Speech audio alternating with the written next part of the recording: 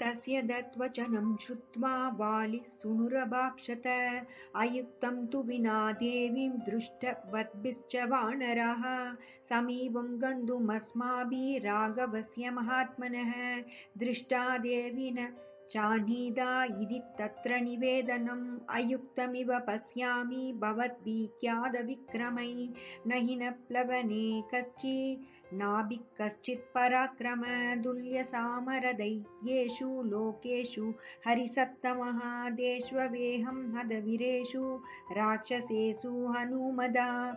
किमन्यदत्र कर्तव्यं गृहीत्वा याम जानकीं।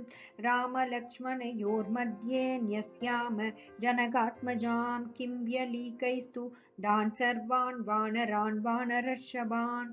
वयमेव हि गत्वा तान् हत्वा राक्षसपुङ्गवान्। राघवं द्रष्टुमर्हाम सुग्रीवं सह लक्ष्मणं। तमेवं कृतसङ्कल्पं जाम्बवान् हरिसत्तम। उवाच परमप्रीतो वाक्यमर्थादर्थवेत्। नैषा बुद्धिर्महाबुद्धे यत्प्रवीक्षि महाकपे। विजेतुं वयमाज्ञप्ता दक्षिणां दिशमुत्तमां। नानेदु कविराजाने नैव रामेण धीमता। कथं चिन्निर्जितां सीता आत्मस्माभिर्नाभिरोचयेत्। राघवा नृपशार्दूलकुलं व्यपदिशन् स्वकम्। प्रतिज्ञाय स्वयं राज सीतान् विजयमक्रदः।